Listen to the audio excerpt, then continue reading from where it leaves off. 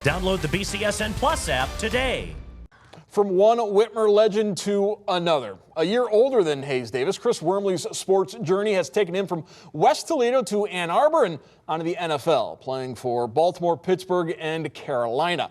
We continue our chat with the African-American Legacy Project sports legend of Northwest Ohio Hall of Famer with his days in the maize and blue. First team All-Big Ten as a defensive end his senior season in 2016. The second team All-American is always a proud Michigan man.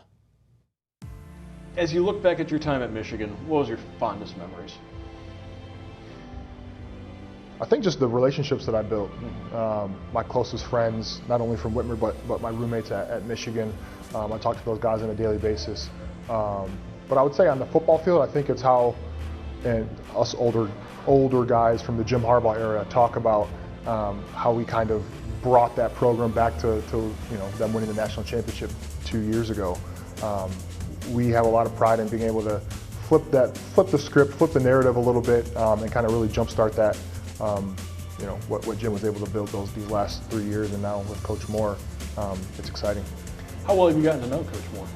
Him and his daughter, his oldest daughter, and my daughter are in the same class, so they're friends. But Coach Moore's a busy guy.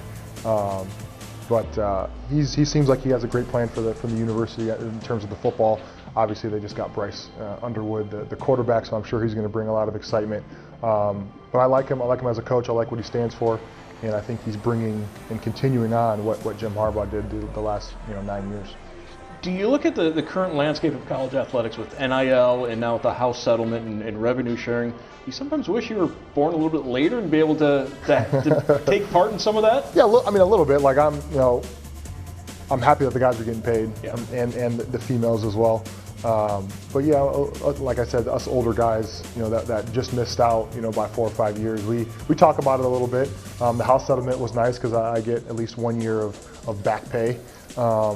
But no, I think they're finally getting what they need and what they deserved. And now that they get to even share in the revenue from the universities, I think that's huge as well. Going from the college to NFL, I would imagine it's a little bit of a big leap from a mindset of you grew up, as you said, a Steelers fan, but the Ravens are the ones who drafted you. So all of a sudden you got to put away what you grew up being a fan of and realize it's a job now and it's a whole different mindset. Yeah, exactly. It's a job, and whoever's signing the checks at the end of the week are who I'm rooting for. But no, it's I had that mentality probably the last 2 years of being at Michigan. Is like, if I get the chance to go to the NFL, whether it's the Steelers, the Ravens, whoever, I'm going to give them my all. It's one of those things that you have to kind of put in the back of your mind, because especially playing for the Ravens, I competed against the Steelers those first 3 years, and this past season twice a year.